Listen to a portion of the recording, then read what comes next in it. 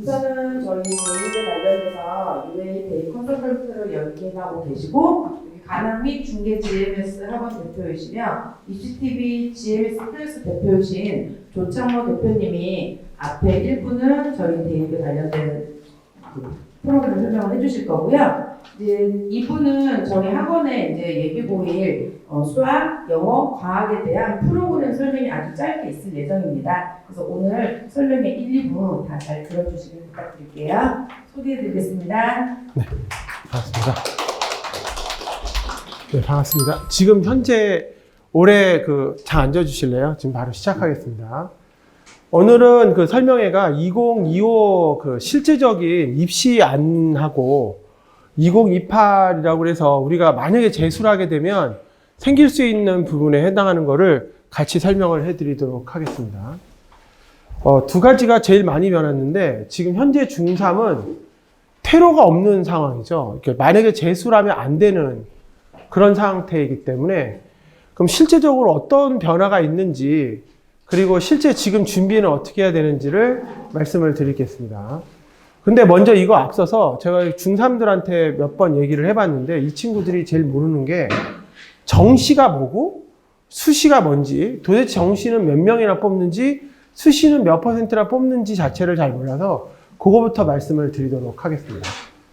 2025 대입 전형안 이제 내년에 대학을 들어갈 친구들이 어떻게 되느냐에 해당하는 내용인데요. 그걸 가지고 한번 말씀을 드리도록 하겠습니다. 이거는 이제 작년도에 서울대를 가장 많이 보낸 학교들을 보면은 정시하고 수시가 나와 있는 거라 요거부터 먼저 말씀을 드리겠습니다. 외대부고, 하나고, 대원외고, 휘문고, 세화고 이런 학교들이 있습니다. 실제 서울대 간 숫자들을 쭉 이렇게 나열을 하다 보면 대부분이 전사고나 광역자사고나 영재고나 외고나 이런 학교들이 서울대 숫자가 많고요. 지금 보면은 이 앞에 수시 숫자들도 전사고나 외고 같은 경우 많고 광역자사고라고 있는 학교들은 압도적으로 정시가 많죠. 그러니까 수능이 많은 거죠. 다른 친구들은 수시하고 정시들을 이렇게 나눠져 있고요. 여기 보면 중동고, 상산고, 선덕고 같은 학교들도 정시의 숫자가 압도적으로 많은 것을 확인할 수 있습니다. 저렇게 정시의 숫자가 많다는 것은 두 가지 요인이 있습니다. 저 학교가 정시 준비를 잘 해준다는 것과 저 학교 동네에 괜찮은 학원이 있다는 거하고 딱 두 가지로 나눌 수 있죠. 그래서 두 가지를 비교해서 이게 어떻게 되는구나 라고 알 수 있는 내용입니다. 여기 아래 보면 한영외고나 북일고 이런 데는 반대로 수시가 많죠. 그러면 저런 학교들은 이 학교는 수시 관리가 잘 되는 학교구나. 이렇게 해서 알 수가 있는 거고요. 안타깝게도 관악구에 있는 학교는 여기에 없습니다. 그죠? 여기 등수 안에는 없죠. 더 밑에 등수에는 있을지 모르겠는데 여기에는 없는 상황입니다. 자, 그러면 실질적으로 어떻게 나눠지는지 한번 알아보겠습니다. 대입 전형은요, 이렇게 나눠집니다. 수시하고 정시로 나눠지는데요. 수시는 9월 달에 원서 접수를 합니다. 얼마 전에 원서 접수가 있었고요. 총 6장의 원서를 넣을 수 있습니다.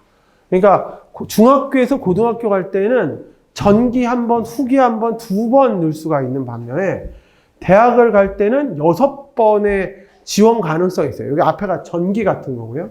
후기는 또 3번의 원서를 넣을 수 있습니다.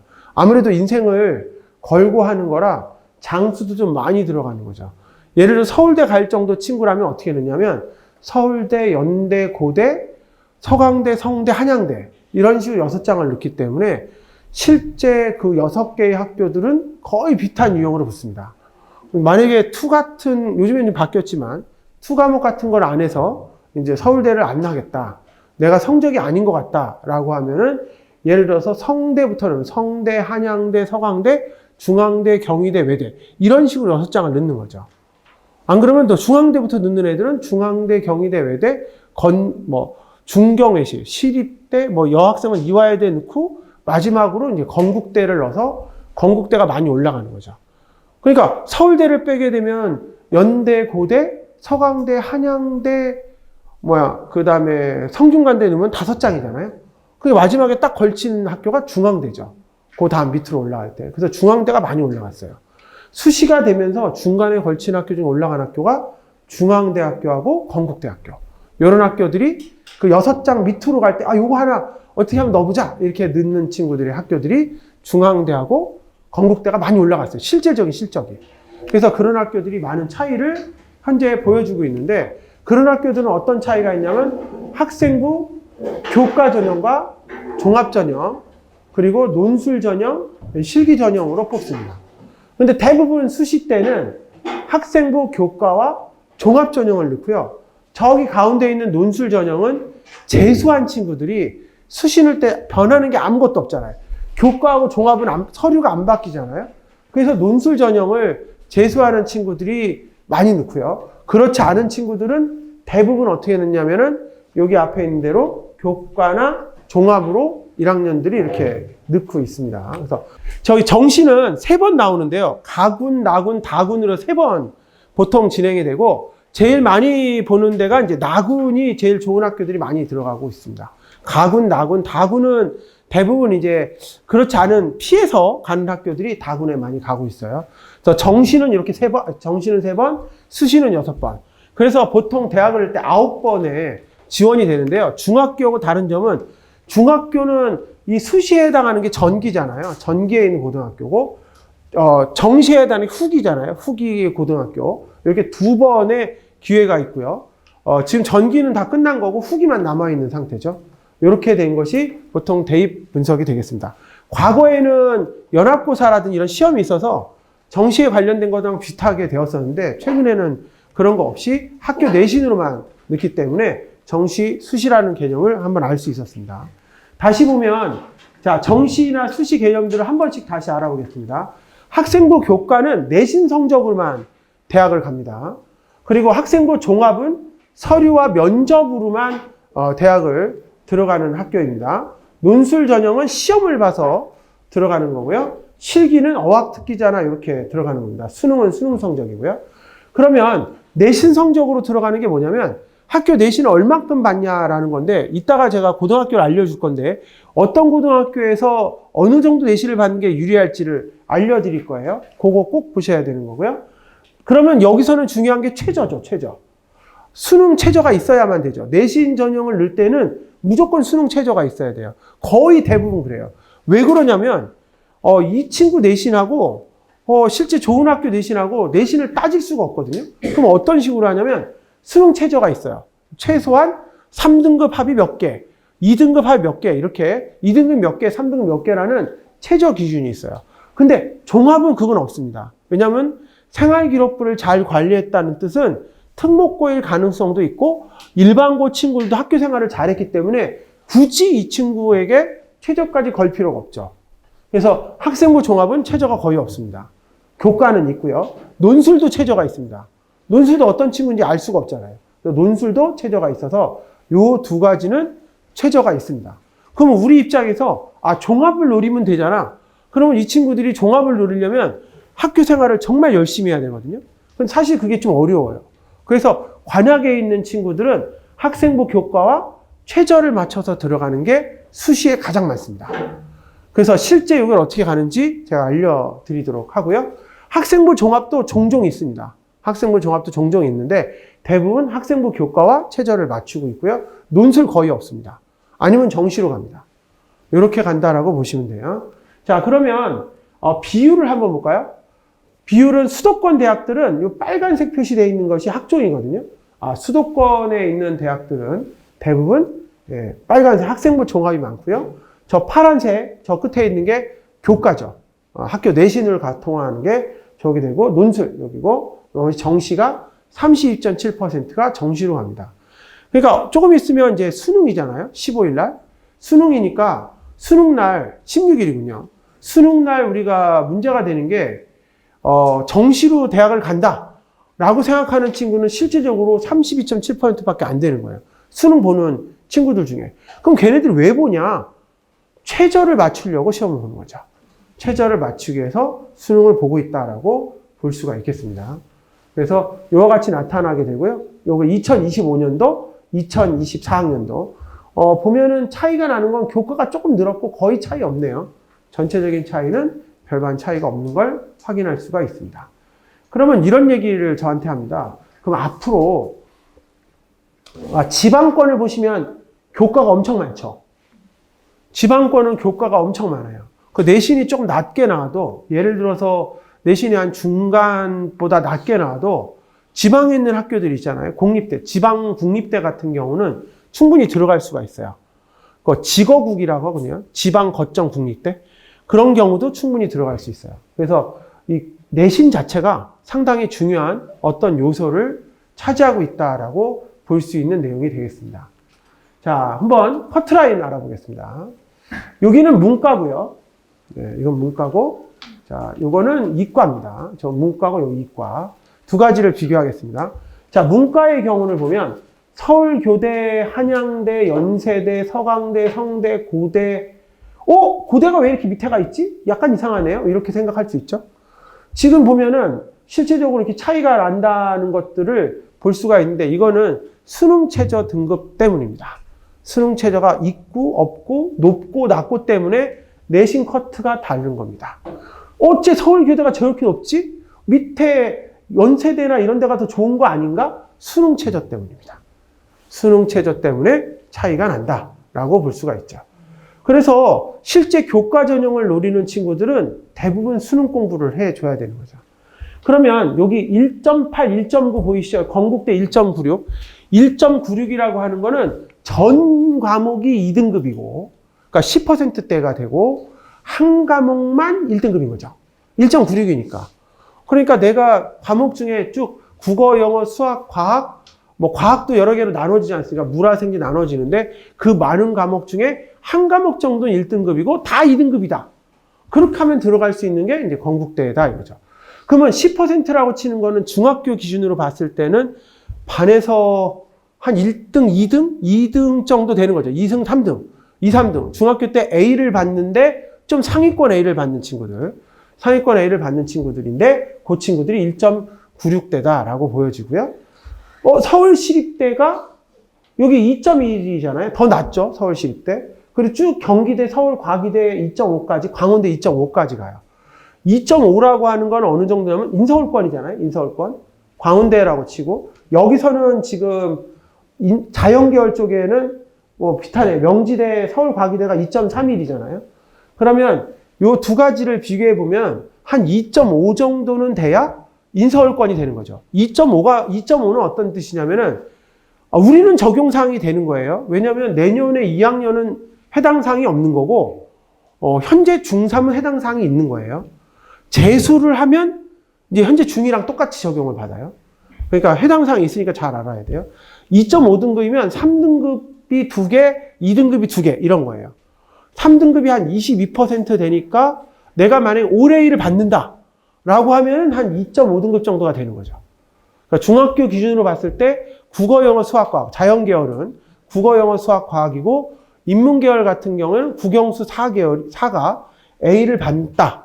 만약에 B를 받는다 하더라도 좀 상위권 B를 받는다 라고 하면은 2.5 정도의 교과 전형 내신이 되는 거죠. 단 조건은 수능 최저가 된다는 전제하에 이렇게 되는 겁니다. 수능 최저가 된다는 전제하에 가능하다. 그러니까 지금 우리가 봤을 때 제일 밑에 친구들 중에 인서울권 중에 누가 인서울권 할 수 있을까라고 생각하면 중학교 기준이긴 하지만 AB가 나온다. 아니면 내가 지금 열심히 해서 뭐 A를 다 받았다. 이런 친구들은 어떻게 됐건 간에 뭐 숭실대든 광운대든 아니면 저기 고려대가 됐든 어디든 간에 실제적으로 수능 최저가 어느 정도 맞추냐에 따라서 대학이 달라지는 거잖아요.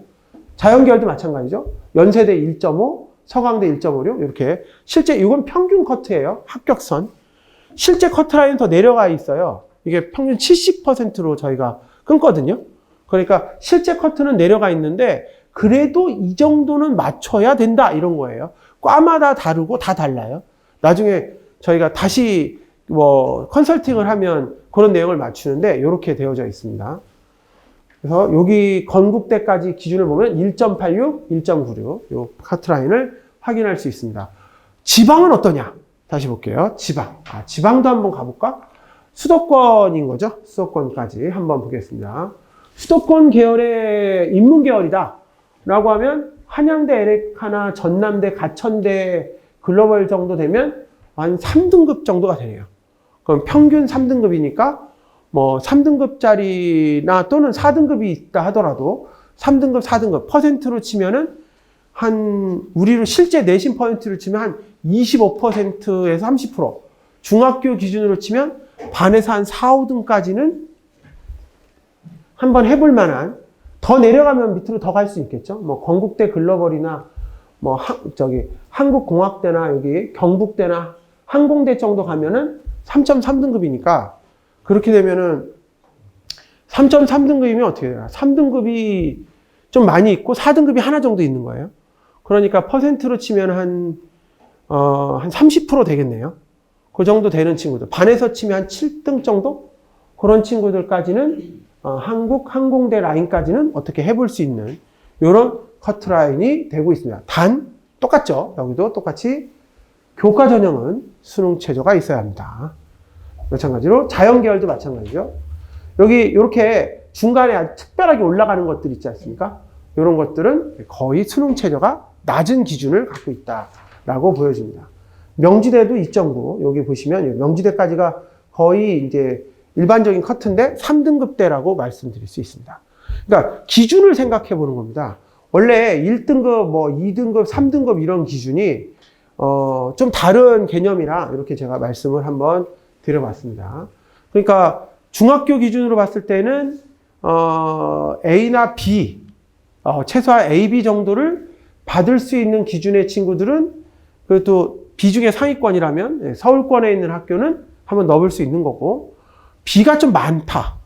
그러면은 약간 점점 내려가겠죠? 거리가 많이 벌어지는 거죠. 더 많다. 그러면 막 C도 섞였다. 그러면 이제 통학이 안 되는 거리까지 가는 거죠. 여기는 좀 안 써져 있는데 통학이 안 되는 거리까지 내려간다. 이렇게 보이는 겁니다. 그래서 근데 제가 요 생각을 하는 이유는 중학교 성적, 우리 지역에서 봤을 때는 우리 지역에서 중학교 성적이 좋은 친구들이 고등학교 가서도 성적이 좋은 친구가 많아요. 근데 최상위권은 조금 달라요. 최상위권은 좀 다른 게 상위권이 중학교 때 5레인데 고등학교가 3등급, 4등급 되는 애도 많이 있어요. 근데 중학교 때 5레이가 아니고 BC가 섞여 있는 친구도 1등급 되는 친구가 있어요. 그거는 뭔 차이냐면 모르는 유형을 많이 알고 있냐 모르고 있냐 차이. 그러니까 우리가 이제 중학교 때는 유형이 너무 단순하잖아요. 그러니까 몇 개만 실제 맞아도 몇 개 유형만 알고 있어도 실수만 안 하면 A를 받거든요. 그럼 5레이가 돼. 그러면 얘는 자기가 5레이니까 마치 전교 1등이라고 생각하는데 그 친구는 유형 몇 개를 알고 있는 거죠. 근데 고등학교 가보면 훨씬 많은 유형이 있어요. 수학도 많고 과학도 많고 영어도 훨씬 많아져요. 그래서 몇 개의 유형을 알고 있냐를 가장 중요하게 본다라고 볼 수 있습니다. 그래서 이 커트는 중학교 기준으로 보긴 하지만 뭐 중위권이나 중상위권 같은 경우는 중학교 기준으로 보는 거지만 상위권은 조금 다르다라고 말씀드릴 수가 있겠습니다. 자, 그리고 정시로 했을 때 아까 말씀드린 정시로 했을 때 퍼센트하고 연결해서 제가 말씀을 드리겠습니다. 요거는 이제 대입 전형에서 준비하는 건데요. 한 2%대, 여기 보이시죠? 100분율로 한 2%대 되면은 서연고, 여기 98%가 2% 서연고죠. 그 다음에 서성한이, 서강대, 성대, 한양대 이화여대, 중경외시 교대, 그러면 중앙대, 경희대, 외대, 시립대 이렇게 얘기하는 거고, 문과로 치면 교대죠. 이과로 치면 교대가 없으니까 여기 서성한 이까지 되는 거고요. 근데 문과에서는 7%까지 중경외시인데 이과로 치면 서성한이 되네요. 그 이유는 이과의 의대가 제일 위에 붙어 있기 때문이죠. 올해 변수가 하나 있어요. 중3의 가장 큰 변수는 내년이죠. 내년에 고등학교 2학년부터 의대가 늘어날 가능성이 있어요. 첫 해에 500명 늘어나고 아마 우리 중학교 3학년들이 갈 때는 거의 1000명 가까이 늘어날 가능성이 있거든요. 그러면 이 숫자가 상당히 많이 올라가. 이과의 경우. 그럼 한 칸씩 더 이렇게 올라가는 거죠, 애들이. 여기 등급, 만약에 중경외시 정도 간 10%짜리, 이과에서는 10%, 반에서 한 2, 3등 되는 친구들이 중경외시 라인을 넣을 수가 있는데, 이 친구들이 이제 의대가 더 많아지면 서성한까지 가는 거고, 반에서 한 14%, 우리를 치면 한 4등 정도 되는 친구들이 건동수까지 넣을 수가 있는데, 바꿔주면은 이제 중경외시 라인까지 넣는 이런 상황이 생길 수 있다라고 하는 거죠. 정시를 기준으로 했을 때 이렇게 나타난다는 겁니다. 그래서 보면 중경외시, 건동홍수, 국승세단. 건동홍수는 아시죠? 건국대, 동국대, 홍익대, 숙명여대. 그 다음에 국승세단은 국민대, 숭실대, 세종대, 단국대. 광명상가는 광운대, 명지대, 상명대, 가톨릭대. 인서울권 학교들은 뭐가 있을까요? 삼육대, 한성대, 서경대 이런 학교들이 있겠죠? 그런 학교들, 뭐 동덕여대 이런 학교들이 인서울권에 속하겠고요. 지방국립대 그리고 이렇게 순서대로 볼 수가 있겠습니다. 이게 근데 좀 이상하지 않나요? 이거 뭔지 서울에 있는 학교를 이렇게 나열을 하고 지방에 있는 학교들을 잘 안 써놓은 것 같은 이런 느낌이 들지 않나요? 그럼 실제 지방에 있는 학교들도 여기에 들어갈 수 있지 않나요? 뭐 예를 들어서 경북대라든지 충북대나 이런 데 들어갈 수 있지 않나요? 요 밑으로 내려갔죠. 옛날에 높았는데 지금은 다 밑으로 갔어요. 그럼 지방에 있는 학교 중에 간신히 요 위에 올라와 있는 학교는 인하대하고 아주대, 국승세단, 인하. 여기 인하가 들어간다. 여기 인하가 들어가서 국승세단, 인하대와 아주대까지는 요 자리 가고 나머지는 다 내려갔습니다. 왜 그러냐면 저희가 지방에서 설명회를 몇 번 다니거든요. 그러니까 부산에서 설명회를 들어갔었는데 그쪽에 있는 친구가 명지대를 이제 붙어서 명지대를 가겠다라고 얘기를 해서 굳이 거기를 가는 것보다는 부산대학을 가도 좋고 경북대를 가도 좋잖아요. 얘기를 했는데 하는 얘기가 뭐냐면 서울에 가서 공부하고 싶어서 그냥 명지대라도 서울 간다. 이렇게 나옵니다. 그러니까 더 이상 할 말이 없더라고요. 그래서 일단은 지방에 있는 친구들도 서울에 있는 학교를 먼저 넣고 안 되면 내려가는 지방에 있는 대학들이 거의 다 무너졌어요. 그래서 이 순서가 서울에 있는 학교 중심으로 이렇게 쫙 잡힌 거예요. 통학이 가능한 거리 그 다음이고 그 다음이고 이렇게. 그러니까 상당히 굉장히 아주 옛날과 마찬가지로 굉장히 이름이 딱 정해져 있는 이런 상황이 지금 생겼어요. 거기다가 수시가 6장 들어가면서 2개, 3개, 4개 이런 식으로 착착 끊어졌어요. 완전히 다른 개념이 됐단 말이죠. 그러니까 이거는 생각보다 심각한 내용이에요. 우리가 준비할 때. 그래서 내가 몇 등급이고 어느 대학을 갈 수 있는지를 표를 봐가면서 실제적으로 준비할 수 있는 거죠. 정시로 넣었을 때 어디, 수시로 넣었을 때 어디. 이렇게 생각을 해볼 수 있는 거거든요. 그래서 제가 이제 커트라인, 그 수능 커트도 잠깐 보여드릴게요. 수능 커트는 의학계열 같은 경우에는 4개 합이 5, 6 이렇게 돼 있죠. 4개 합이 5, 6이라면 국어, 영어, 수학, 과학. 그 4개, 과학은 이제 2과목 선택하는 거니까 한 과목에 0.5과목씩 쳐서 2과목 합이 5, 6이면 1, 1, 1, 2 이렇게 되는 거죠. 5나 6이니까. 근데 여기까지는 그런데 요 밑으로 볼까요? 고려대, 서울시립대, 성균관대, 중앙대는 3개 합이 6, 7. 하나는 버려도 돼요. 저쪽 경희대, 숙명여대, 숭실대, 인문이나 한국외대 가면 2개 합이 4, 5야. 2개만 잘하면 되죠. 그러니까 전략적 공부가 필요한 거죠. 나는 수학을 잘해. 그러면 영어, 수학만. 영어는 수능에서 절대평가니까 실제적으로 별로 문제 안 되는 거 아니야? 90점만 넘어가면 1등급이고 80점 넘어가면 2등급이거든요. 그러니까 실제로 영어 과목을 챙기면서 나머지 한 개를 가면 돼요. 예를 들어서 영어를 내가 90점만 넘으면 1등급이니까 영어 1등급을 하면서 4, 5니까 한 과목이 3등급이든 4등급이 돼도 2개 하고 통과하지 않습니까? 나머지는 6, 7이 돼도 상관없잖아요. 그래야지 실제 이렇게 간다라는 거예요. 그러니까 전략이 중요해요, 전략이. 내가 어떤 과목을, 내가 적당하게 내신을 보고, 이 정도면 되겠다. 그러면 수능할 때는 전략을 잘 챙겨서 넣어주면 된다는 거죠. 그러니까 예를 들어서 영어를 하나 챙기면서 수학을 챙기거나, 뭐 탐구를 챙기거나, 이렇게 가주는 게 가장 좋은 방법이다라고 말씀드릴 수가 있겠습니다. 그래서 이게 수능 최저의 기준이다라고 볼 수가 있고요. 뭐, 가톨릭대나 세종대나 상명대로 가면 더 내려가 있어요. 6, 7이에요, 6, 7.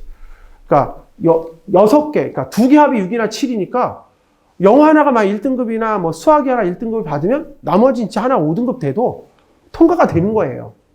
그러니까 수능에서는 충분히 해볼 만한 이런 요소가 있는 거죠. 그래서 이런 과정을 잘 전략을 짜는 게 가장 중요한 내용이라고 말씀드릴 수 있습니다.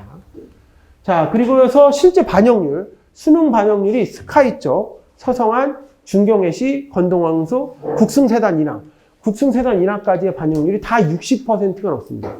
수능 반영률이 높다는 거는 정시, 아까 여기서 나머지는 다 학종이에요. 학생부 종합전형을 제외한 나머지 다 교과 전형과 수능 전형이죠. 왜냐면 수시라고 해봐야 30%에 40%밖에 안 되잖아요. 나머지는 다 반영이 되는 거니까 거의 60%에서 70% 이상을 차지하고 있어요. 그래서 지금 우리 입장에서 생각할 거는 교과 전형 플러스 수능에 대한 내용을 준비하는 것이 가장 유리한 내용이라고 말씀드릴 수가 있겠습니다. 중간에 질문하셔도 되거든요. 중간에 질문하시면 제가 요거에 대해 상세하게 또 설명을 해 드리도록 하겠습니다. 질문하는 과정은 녹화해서 자를 거니까 걱정하지 않으시고 질문하셔도 됩니다. 자, 그리고 학생부 종합전형. 자, 그래도 종합전형 잠깐 소개를 해보겠습니다. 종합전형은 많지 않지만 생활기록부 관리상 꼭 필요한 몇 가지만 말씀드리도록 하겠습니다. 당연히 학업 태도, 보고서 꼭 써야 됩니다. 학교에 보고서 꼭 써야 되고요. 전공 적합성, 계열에 꼭 맞춰서 선택을 해줘야 됩니다. 어떤 과목을 선택할지가 굉장히 중요합니다. 잘못 선택하면 그냥 떨어지는 거예요. 완전히. 그 다음에 여기 보면 인성과 발전 가능성이라고 되어 있잖아요. 그 전까지는 자기주도성, 창의성, 경험의 다양성 등이 실제 뽑혔었는데 요번 새로 정부도 바뀌었고 하면서 각 학생들에게 주요하게 보는 거는 성실성과 규칙 준수. 학생들이 성실하고 규칙을 잘 지키는 것을 매우 중요하게 생각을 합니다. 그 전까지는 경험을 다양성을 쓰거나 창의적 문제 해결력을 하거나 자기주도적인 어떤 행동을 했다면 이제는 성실하게 하고 규칙을 준수하는 쪽으로 바꾸자. 그럼 생활기록부에 이 내용이 써 있어야 되는 거죠. 그전에는 친구가 이렇게 써 있어요. 이 친구는 자기주도 학습력이 뛰어나고요. 경험을 다양하게 했고요. 창의적 문제 해결을 잘합니다. 라고 점수를 줬단 말이에요. 근데 이제는 그런 게 아니고 이 친구는 창의적 문제 해결이 좋아요. 그럼 점수 안 줘요. 뭐라고 쓰면 되냐면 성실하고요. 규칙을 잘 지킵니다. 이렇게 써줘야지 좋은 점수가 된다. 이 내용이 바뀐 내용이 되겠습니다. 그래서 학종을 준비할 때 꼭 중요시해야 될 거, 요거. 그 다음에 이거는 이제 선택 과목이죠. 네, 선택 과목. 지금 우리까지는 선택 과목이라고 되어 있는 기하라든지 전공 과목에 해당하는 것들이 다 진로 과목에 해당하는 것들이 모두 절대평가로 되어 있습니다.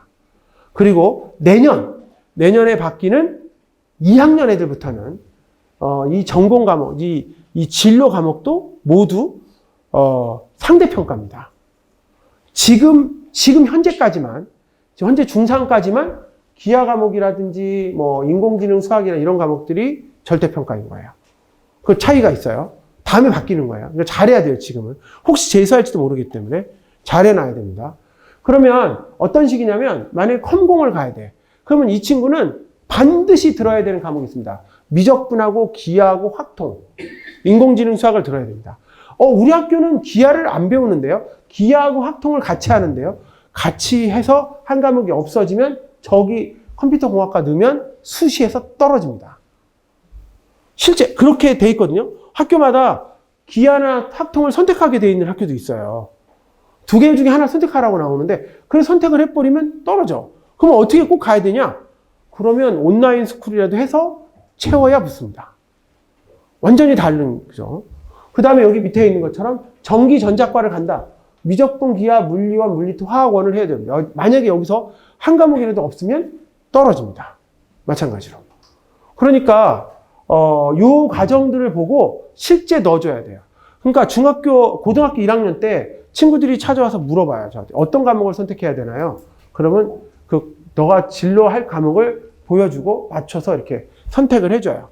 뭐 거의 내용은 비슷한데 그래도 잘 모르더라고요. 그런 거 꼭 알고 있어야 됩니다. 의학을 하면 화학원과 생물 1, 2가 꼭 있어야 돼요. 의학을 하는데 생물 2를 안 하고 화 2를 했다. 그러면 탈락입니다. 학종에서. 현재 우리까지만. 중3까지만. 그렇게 된다라고 할 수가 있겠습니다. 그래서 학생부 종합할 때는 꼭 이걸 주의해서 준비해야 됩니다. 저는 이제 2028 대입안을 보면서 요거는 혹시 친구들이 재수를 할 경우 어떻게 바뀔까에 대해서 간략하게 보고 왜 그렇게 준비를 해야 되는지도 한번 알아보도록 하겠습니다.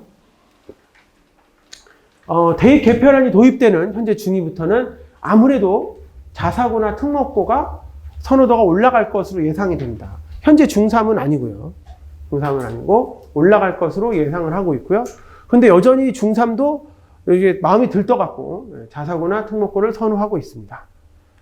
그래서 수능이 바뀌는데요. 우리가 처음에 봤던 수능, 우리가 이제 고등학교 3학년 때 보는 수능은 문과하고 이과가 수능이 다르게 봅니다. 저기 국어도 화법과 작문은 문과 친구들이 보고 언어와 매체는 이과 친구들이 보고 국어 같은 경우도 수학도 문과 친구들은 확통을 선택하고 이과 친구들은 미적을 선택합니다. 그런데 재수를 하게 되면 국어도 다 보고 수학도 똑같이 봅니다. 국어하고 수학은 다 같이 보게 되고요. 그 전에 영어는 변화 없고 한국사도 변화 없는데 과학이 좀 많이 바뀌었죠. 사회하고 과학, 사회 9과목과 과학 8과목, 총 17과목이지 않습니까? 저 과목 중에 2과목을 선택하게 되어 있습니다. 2과목을 선택하게 되어 있는 게 현재 우리 중학교 3학년이고 만약에 재수를 하면은 둘 다 봅니다. 그냥 수학도 사회도 보고 과학도 다 봅니다. 합쳐서 그냥 통합과학과 통합사회를 보게 되죠. 그러니까 저기서 나는 화원하고 생원밖에 안 했는데 그래도 다 봐야 됩니다. 난 저기 생윤이나 저런 거 안 한 것 같은데 다 봅니다. 그냥. 그러니까 재수하면 공부량이 좀 늘어나겠죠. 이걸 해야 되니까. 위에 쪽은 그래도 어떻게 해볼 만한데 이 아래쪽에 내용이 좀 늘어나기 때문에 좀 많이 힘들 수 있지 않겠냐. 특히 문과에서 재수하는 친구는 이 통합과학 하기가 만만치 않을 겁니다. 이과 쪽에서 재수하는 친구들은 통합사회 정도는 한번 해볼 만한데 요거의 차이가 좀 있을 거라고 현재 예상을 하고 있습니다. 자, 이게 과목이 어떤 거냐면 이런 거예요. 여기 현재 중학교 2학년들이 이제 고등학교 하는 시점부터는 우리가 현재 진로 과목이라고 선택된 이 과목은 우리도 이 과목에 대해서는 뭐였냐면은 절대평가였어요. 근데 현재 중학교 2학년들은 다 상대평가예요. 이 전체 과목이. 그러니까 만약에 내가 고등학교 때 이 과목 A를 받았는데 그게 상대로 바꿨을 때 등급이 나눠지면 그 나눠지는 대로 가는 거예요. 그러니까 이 진로를 선택할 때도 등급을 꼭 생각하고 준비를 하셔야 됩니다. 그리고 국어나 수학이나 영어는 고등학교 2학년 과정에 일반 과목을 선택되는데 저기 밑에 사회나 과학은 고1 과정을 수능으로 봅니다. 그러니까 어떻게 되는 거냐면 이렇게 되는 거예요. 보통 지금 2학년들은 고1 올라가는 친구부터 통합과학을 하거든요. 사회는 고등학교 때 하는 거니까 중학교 때 안 해요. 근데 사회는 고등학교 3학년 때 거의 대부분 하지 지금부터 사회하면 다 까먹잖아요. 그렇게 안 하는데 중1에서 고1 올라가는 친구들이 통합사회를 지금 통합과학을 해요. 그 다음에 중2에서 중3 올라갈 때도 또 하겠죠? 통합과학을? 그럼 중3에서 고1 갈 때 또 하지 않을까요? 고1 때도? 그럼 고2가 됐어. 그럼 중2 때도 했고, 중3 때도 했고, 고1 때도 했는데, 고2가 되면은 학교에서는 물리 1, 물리 2 같은 과목을 배우지만, 모의고사가 통합과학으로 나올 거 아니야. 또 합니다. 수능 공부해야 되잖아요. 고3이 되면 안 하느냐? 고3 때 더 많이 해야죠. 통합과학만 중2 때, 중3 때, 고1 때, 고2 때, 고3 때, 5년에서 6년 합니다. 굉장히 많이 하기 때문에 통합과학 문제는 어려워질 가능성이 높죠. 통합과학은 어려워질 가능성이 높아서 실제 우리 중3 입장에서는 저 통합과학을 공부한다는 거는 거의 원과목을 4과목을 하는 거와 비슷할 거다라고 현재 예상하고 있습니다. 통합사회는 상대적으로 쉬워질 것으로 예상하고 있습니다. 그래서 둘 다 어려울 수는 없잖아요. 그래서 그렇게 생각을 해주면 되고요. 현재 중3보다는 중2 애들은 선택할 과목이 너무 많아요. 너무 많기 때문에 정확한 진로에 맞춰서 선택을 해줘야 됩니다. 아마 고등학교 다니고 있는데 고1 아이들이 들어와. 고1인데 고1 아이들이 들어오면 걔네들 입장에서는 갑자기 그런 경우가 생길 수 있겠네요. 딱 들어왔는데 애들이 1학년들은 막 공강이 있고 막 이럴 수도 있겠네요. 우리는 공강이 없는데 고등학교 현재 중2가 고등학교 들어올 시점부터는 그 친구들은 선택이 안 되면 공강이 될 수밖에 없거든요. 막 공강이 있고 이러면 약간 좀 당황스러울 수 있겠네요. 학교를 2년을 같이 다녀야 되는데 그런 상황이 곧 생길 수 있다 이렇게 보여집니다. 내신도 바뀌어요. 현재는 우리 입장의 내신은 1등급부터 9등급까지 나눠져 있는데 현재 중학교 2학년들은 5등급자로 바뀝니다. 현재 내가 1등급, 2등급 이렇게 나오는 것이 바뀌면 재수라면 그냥 1등급이 됩니다. 그리고 현재 3등급, 4등급인데 재수하면 다 2등급이 돼버리죠. 이렇게 되는 거예요. 퍼센트가 보면 1등급이 10%까지, 2등급이 34%까지입니다. 저쪽에 9등급제에서 봤을 때는 1등급이 4%, 2등급이 11%, 3등급이 23%, 4등급이 40%잖아요. 34%나 40% 차이 없잖아요. 그러니까 현재 우리가 고등학교 때 내신 4등급짜리 친구들이 재수하면 다 2등급이 돼버려요. 그러면 내신은 구별이 안 되는 거죠. 내신은 구별이 안 되기 때문에 뭐 교과 전형 자체가 크게 의미가 없어질 수도 있어요. 거의 수능 최저로 뽑을 수밖에 없는 상황이 생겨요. 그러면 이거는 내신의 무기력화, 무력화 이런 거, 무력화가 될 가능성이 높다. 이렇게 현재 예측을 하고 있어요. 그러니까 재수를 하더라도 내신은 잘 받아놔야 돼요. 그렇지 않나요? 재수를 하더라도 내신은 잘 받아놔야 되고 수능 공부는 해야 되는 상황이 생긴다라는 거죠. 이게 큰 변화입니다. 테러가 없는 것처럼 보였는데 이렇게 되면은 4등급짜리 친구들이 갑자기 다 2등급 되면 한번 수시 넣어볼만 하잖아요. 이렇게 되는 거죠.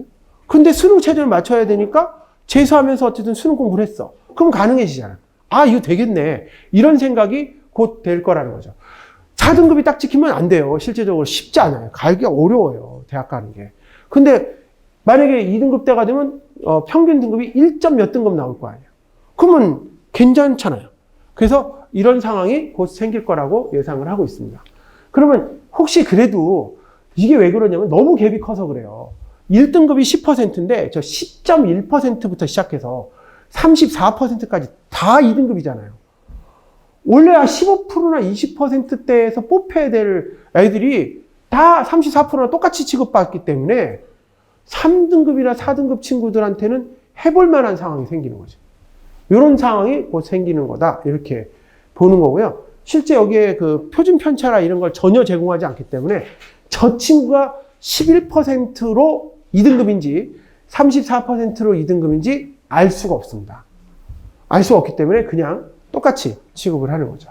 이게 이번에 안의 핵심이라고 말씀드릴 수 있습니다. 그러니까 충분히 우리도 생각해 볼 수 있거든요. 아, 이렇게도 해보고 그러니까 나는 재수도 불사하겠다. 그러니까 내신 안 해도 돼. 절대 안 되는 거죠. 그럼 망하는 거, 진짜 망하는 거죠. 그게 아니고 재수를 하더라도 등급이 저렇게 바뀌기 때문에 그래도 내신은 챙겨야 되는 이런 상황이 된다. 이것이 가장 큰 조건입니다. 아, 이것도 또 하나 다른 점이 킬러 문제가 없어지잖아요. 그래서 수능 자체가 좀 내용이 좀 간편해져요. 킬러 문제 처음에 킬러 문제 우리 입시하고 가장 연관관계가 있는 킬러 문제거든요. 몇 문제는 우리가 아예 모르기 때문에 그냥 버리고 다음 문제로 갔거든요. 근데 그 문제들이 다 풀 수 있는 문제가 돼요. 그러니까 시간이 부족하죠, 시간이. 그래서 이렇게 복잡한 문제들은 문제 해결 과정이 복잡한 거거나 고차원 접근되는 문제는 삭제, 안 나옵니다. 그러니까 우리로 치면 블랙라벨 같은 거, 절대 등급 이런 책들은 안 나온다. 이렇게 생각하면 되겠죠. 고쟁이 이런 책들 안 나온다. 그 다음에 여기 수학적 개념이 여러 개를 묶는 거. 여기 수학적 개념이 결합되어 문제 해결 과정이 복잡한 거. 이것도 안 나온다. 이렇게 수학이 1차 함수 문제가 뭐 다른 데까지 함수 이상까지를 더 넘어가는 문제들도 안 나온다. 그 다음에 여기 문제들은 계산 실수를 요구하는 문제. 이것도 안 낸다. 이거죠. 중학교 때는 그런 거 많이 나오거든요. 계산 실수 많이 하고 그런 친구들이 점수 안 나오거든요. 근데 계산 실수 요구하는 문제도 안 낸다죠. 그러면 킬러 문제가 모의고사만 안 낼까요? 학교 내신도 마찬가지겠죠? 똑같은 경우에요. 만약에 그렇지 않으면 신고하잖아요, 애들이. 그래서 낸단 말입니다. 그러니까 중요한 거는 뭐냐면 킬러 문제가 안 나온다는 거는 학교 내신 문제에서도 그런 과정이 될 수 있다라고 보여지는 겁니다. 저는 이제 이걸 갖고 생각을 한번 해봤습니다. 공부하는 방법에 대해서. 창의적 문제 해결력, 어려운 문제가 없어진다는 거는 다양한 시각에서 문제를 봐야 된다. 라는 거죠. 실제 그렇지 않습니까? 킬러 문제가 없어진다는 건 그런 뜻 아닌가요? 왜냐면 난이도를 구별해 줘야 되잖아요. 어떻게 생각했냐면 실제 저도 이제 수학 선생님이거든요. 그러니까 실제 수학 문제를 풀어요. 제가 풀어보는데 킬러 문제가 있을 때는 문제를 봤는데 안 풀려요. 다 푸는 척하고 풀긴 하는데 실제 풀 수 없는 문제도 많이 있었어요. 답을 봐야 되는 문제도 있었고 진짜 풀려면 한 2시간 고민해야 되는 문제도 있었단 말이죠. 그거를 아이들이 그 짧은 시간에 푼다? 거의 불가능하잖아요. 그러니까 아이들이 문제 패턴을 외우지 않습니까? 그래서 문제를 풀어냈다고요. 근데 지금 이번에 9월 모평 봤는데 바뀐 문제 보니까 시간이 걸리더라 다 풀려요. 저는 괜찮다고 생각되거든요. 실제 문제가 그렇게 나와요. 그러니까 문제 접근을 어디서 하냐? 창의적으로 접근한다. 이렇게 많고요. 원래부터 알고 있는 원리를 적용하는 문제가 나와요. 그러니까 유형이나 이런 것들을 알 수 있는 문제가 나오는 거고요. 다양한 개념을 통합하여 적응하는 능력을 요구하기 때문에 원리를 정확하게 아는 문제들이 나온다. 그리고 여기 어떤 선택. 수학은 공식이나 법칙의 학문이지만 그 이상 우리가 세상을 이해하고 그의 문제를 해결하는 데 필요한 도구입니다. 단순히 해결하는 것이 아니라 그 과정에서 어떤 생각을 하고 어떤 생각을 하는지를 배워야 됩니다. 이렇게 쭉 내용에 대해서 분석을 해봤는데요. 저는 아마 이런 생각을 해보겠습니다. 어떻게 하면 수학 공부를 잘할까요? 제가 딱 이렇게 한번 그냥 수학 공부도 마찬가지고 과학도 마찬가지고 똑같습니다. 수학 공부를 어떻게 하면 잘하죠? 한번 생각을 해보면요. 수학 공부는 모르는 유형을 풀어야 잘하는 겁니다. 다시요. 아는 유형을 반복해서 풀어서 잘하는 게 아니고 모르는 유형을 공부해서 그걸 내 거로 만들어야 잘하는 거예요. 그러면 다시 한번 생각을 해볼게요. 모르는 유형? 그러면 우리가 생각을 해볼게요. 나는 유형에서 80점 정도 알 수 있는 유형을 갖고 있어. 그러면 얘는 아무리 잘해도 80점입니다. 그러면 실수하면 70점이잖아요. 근데 모르는 20점의 유형을 공부를 해야 되잖아요. 그럼 어떻게 공부하냐? 문제를 모르는 문제가 있어. 그러면 그 문제를 다시 오답 노트 쓴다고 잘하는 게 아니고 그거는 모르는 문제를 푼 거지 모르는 유형을 공부한 게 아니잖아요. 그러니까 만약에 시험 문제 3문제가 틀렸으면 그 3문제가 같은 유형이면 같은 유형의 반복을 10문제라도 반복하는 게 낫고 만약에 2문제 틀렸어도 유형이 다르면 다르게 2가지 유형을 반복하는 게 낫거든요. 그래서 실제 유형을 반복하는 거지 유형을 연습하는 거지 그걸 갖다가 갖고 아는 문제. 우리가 관리한다고 해보면 자 문제 풀어. 그러면 지금부터 계속 아는 문제만 풀고 모르는 문제만 계속 별을 치잖아요. 그러면 실력이 안 느는 거잖아요. 모르는 유형을 풀어야 된다라는 거고요. 그래서 실제 지금은 이제 바뀌어서 중학교랑 다르게 중학교는 유형이 몇 개 안 되니까 계산 실수가 없는 게 되지만 고등학교는 유형이 많기 때문에 계산 실수 문제가 지금 안 나오잖아요. 킬러 문제에서. 안 나오기 때문에 유형을 외우는 것이 훨씬 좋습니다. 예를 들어서 수학 문제에서 소금물 문제가 틀렸으면 소금물 문제를 반복하는 거고 과학에서 유전을 모르면 유전을 공부해야 되는 거잖아요. 그런데 그거를 안 하고 계속 같은 문제를 반복하는 친구들이 생각보다 많아요. 왜냐하면 같은 문제 유형은 익숙하게 잘 풀리거든요. 모르는 유형은 안 풀려. 화가 나죠. 문제 풀 때. 그러니까 못해. 안 하죠. 그러니까 결과적으로 시간을 많이 하는데 실제 실력은 안 느는 거죠. 그래서 그런 친구가 생각보다 많아요. 그러니까 제 생각에는 그런 것들을 준비해야 되는 거다라고 보여주는 겁니다. 영어도 마찬가지예요. 빈칸 추론을 못하면 빈칸 추론만 해야 되고 관계대명사를 모르면 관계대명사를 해야 되는데 계속 똑같은 문제를 반복하는 거는 아닌 것 같습니다. 이게 이제 교육부 발표 킬러 문항 배제에 따른 문제 전략에 대해서 한번 생각을 해보았습니다. 자, 고등학교 입시 전략으로 들어가도록 하겠습니다. 한 5분 정도만 더 하면 저는 이제 마치도록 하겠습니다. 자, 고등학교 입시 플랜은 지금 현재 시점은 11월 달입니다. 얼마 후에 과학고 소집 면접이 있을 거고 전기고요. 이제 후기고 12월 달에 후기고 원서 접수가 들어갑니다. 후기고는 하나고, 상산고, 외고, 다른 학교들, 세화고등학교 같은 학교하고 일반 고등학교 원서를 넣게 되죠. 이렇게 후기고. 현재 남아있는 건 딱 이렇게 2개가 남아있습니다. 이런 전사고의 1단계 전형과 일반고 전형 딱 2가지가 현재 남아있는 상황이 되겠습니다. 자, 그러면 학교별로 한번 분석을 해볼 건데요. 남강고 몇 개는 제가 그냥 과목까지 써가면서 이렇게 보도록 하겠습니다. 제가 이렇게 부모님들하고 얘기했을 때 남강고나 성북고는 좀 남학생들이 많이 가겠다고 얘기를 하시더라고요. 그래서 남강고나 성북고는 한번 집중적으로 볼게요. 한 4년 전만 하더라도 남강고 같은 경우에는 시험 문제가 좀 무난하게 나왔습니다. RPM 정도? 쉬운 책을 봤을 때 최근 몇 년 사이 상당히 올라갔고요. 올해 중간고사나 기말고사 때도 많이 어려워졌습니다. 물론 킬러 문제가 없어졌기 때문에 실 남강고에서는 100점 방지용 문제가 나오는데 블랙 라벨의 3수준 정도까지 나왔었거든요. 근데 요거는 조금 앞으로 쉬워지지 않겠냐. 요건 이제 중간고사를 저희가 분석을 한 거였고요. 영어는 내신 대비가 어렵지 않고요. 그리고 학원에 대한 의존도가 많이 높은 편이고요. 상위권 학생들이 내신 따기 유리한, 수학이 좀 어렵고 영어는 쉽게 나오고요. 화학반하고 영재반들은 상위권 대상으로 현재 모집을 하고 있습니다. 이런 걸 학종을 준비한다, 이런 측면에서 현재 모으고 있는 내용이 되겠습니다. 성보고등학교는 남강고랑 비슷하죠. 상위권이 많이 오는 학교고요. 학교 내신에서 모의고사, 그러니까 킬러 문제 같은 거죠. 그런 거를 내는 경우도 있었습니다. 근데 앞으로는 바뀔 것으로 예상되지만 아직까지는 문제가 상당히 어려운 거라 남강고나 성보고를 가는 친구들은 수학 실력이 다른 친구보다 좀 있다라고 하는 친구들이 넣는 게 좋습니다. 그리고 영어 성적은 좀 쉽게 나옵니다. 역시 마찬가지로 성보고는. 대신에 성보고의 특징적인 거는 과학 동아리가 많아요. 과학 동아리가 많아서 과학 쪽의 학종을 준비하는 친구들이 많이 유리하고요. 자율 동아리도 토요일 날 주로 활동이 있습니다. 근데 이제 예체능 동아리 같은 경우에는 생기부 기록도 안 되고 제가 학습에 방해되기 때문에 하지 마라. 이렇게 써놨습니다. 예. 실제적으로 많이 해요, 애들이요. 예. 밴드부도 하고, 예, 많이 합니다. 그래서 요건 이제 미림여고. 여기도 마찬가지 미림하고 문영여고죠. 또 여학생들 중에도 가장 선호하는 학교가 문영하고 미림이거든요. 과학 중점 학교라 문과 학생들의 이제 이과 학생들이 많이 선택하는 학교고요. 그 역사도 깊고 수준도 높은 학교입니다.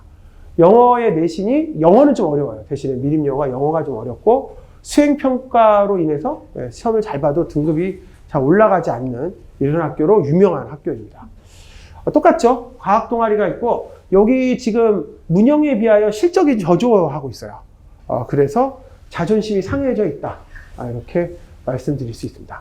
아마 올해는 좀 괜찮지 않을까 생각하고 있습니다. 자, 문영이요. 문영 같은 경우에는 미림보다 수학은 약간 낮은 편입니다. 미림이 수학이 약간 높고 문영이 약간 낮고 문과 친구들이 좀 낮은데 최근에는 이과 반들이 많아지고 있습니다. 영어는 좀 어렵게 출제되어지고 있고요. 이 학교는 자신 있게 얘기하는데 서울연고대생이 10명 이상 갔다. 이렇게 자신 있게 얘기해주고 서울소재학교 학생이 40%가 갔다. 어떤 반에는 2등 한 친구도 서영고를 갔다. 이렇게 자신 있게 얘기를 하고 있습니다. 이 얘기는 뭐냐면 학종을 자기네들이 잘 챙겼다. 이런 얘기를 보여주는 내용이라고 볼 수가 있겠습니다. 그래서 자율동아리 활동은 토요일 날 주로 있고요. 이렇게 문영여고는 이렇게 생각을 하시면 됩니다. 그냥 나머지 학교들 쭉 이제 알겠습니다. 당곡고, 영락고, 동작고, 구암고. 지금 보면 당곡고 같은 경우에는 요즘에 당곡고가 좀 시험 문제가 좀 어렵게 나오고 있는. 실제는 그렇지 않은데 여기는 좀 쉽게 나오는 편인데 요 내용이 조금 요보다 잘못됐네요. 당곡고가 요보다 쉽게 나옵니다. 영락고는 내신이 좀 약간 왔다 갔다 하는 케이스고요. 중간의 약 정도가 되고 그 기말에 좀 강한 이런 학교들이 됩니다. 근데 영락고의 특징적인 거 한 가지가 뭐냐면 최근에는 동작에 있는 친구들이 영락고로 많이 전학고로 오고 있어요. 배정을 많이 받아서 최근에 영락고의 난이도가 올라가고 있다라는 것이 큰 특징이 되겠습니다. 동작고는 상위권 학교가 아니잖아요. 그래서 실제 상위권 학생이 많이 지원이 유입되는 바람에 내신이 상당히 난해하게 되었습니다. 그러니까 동작고가 왠지 내신을 따겠다 하면서 상위권 친구들이 막 지원을 해갖고 실제적으로 상위권 친구들이 많이 유입이 되고 있는 그런 거를 볼 수 있었고요. 구암고는 중학교나 고등학교 시험 수준이 상당히 높은 편이었으나 중학교 수준이 몇 년 새 평이하게 돼서 아직도 고등 내신은 상위권을 웃도는 수준이다. 구암고는 어떤 얘기냐면 중학교는 상당히 잘하잖아요. 구암 중에. 그 친구들이 많이 가는데 고등부는 그거보다는 좀 낮은 수준을 형성하고 있다. 이렇게 보여지고요. 구암고 같은 구암 중에서 상위권 친구들은 아까 말한 대로 성보고나 난강고로 많이 넣어요.